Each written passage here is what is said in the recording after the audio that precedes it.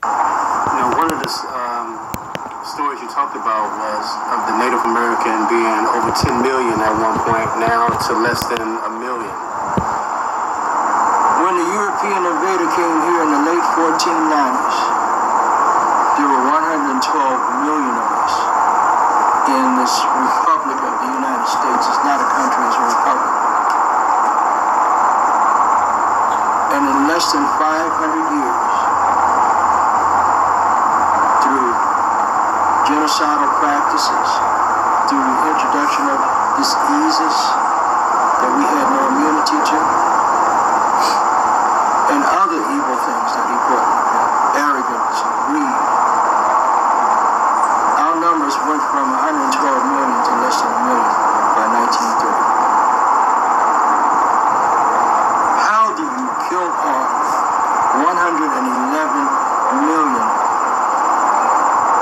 great people, loving people, people that are willing to share whatever they have, regardless of how small it is or how much they got? How do you do that? That's a genocide you don't hear in history books. Absolutely. And another form of genocide that they practiced on us was paper genocide.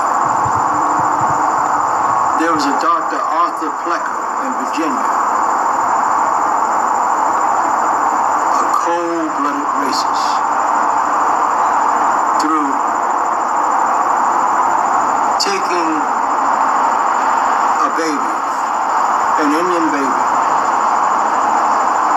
and instead of putting Indian or tribal name on that birth certificate, he would put mulatto or other.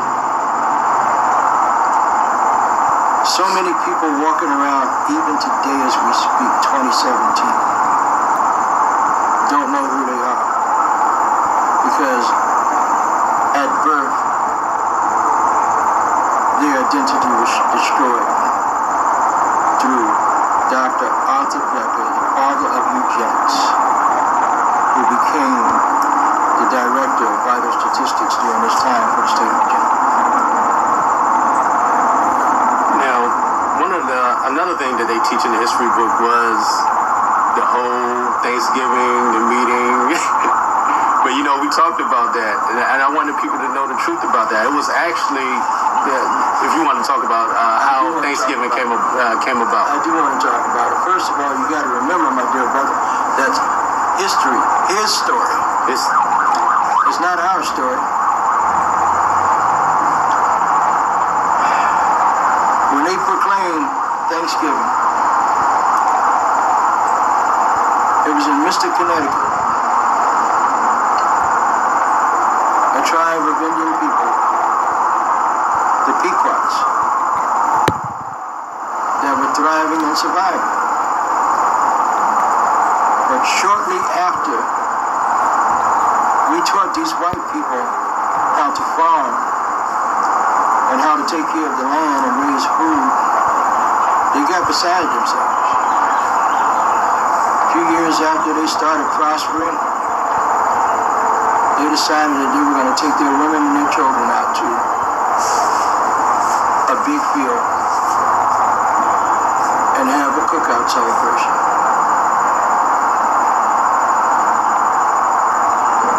No Indians brought deer. There was never a Thanksgiving dinner with them, according to what they say. Not true.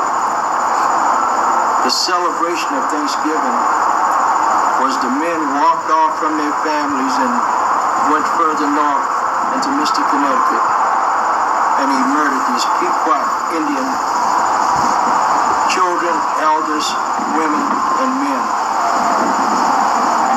Got them in the enclosure of their habitat.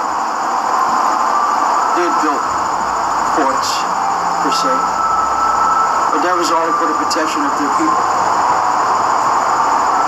And they trapped them in where they couldn't get out, and they set it on fire, and they burned them to death. Then they came back. They were so thankful that they had killed these Indians, that was the first Thanksgiving, not what you read about in their books. And was wasn't until when President Lincoln decided.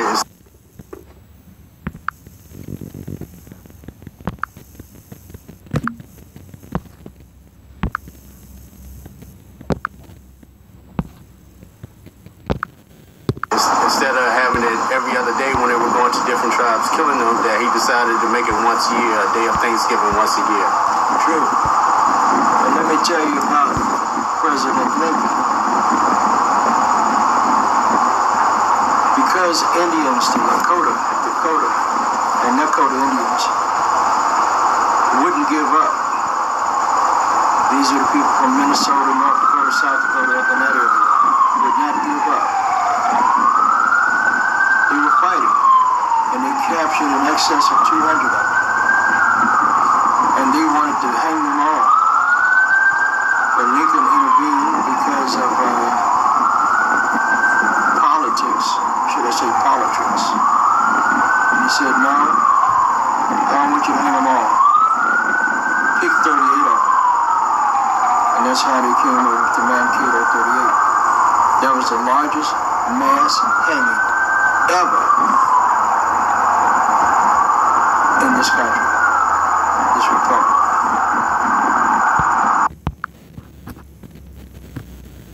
Anybody else? So, Genesis 49 and 19. Gad, a troop shall overcome him, but he shall overcome at the last.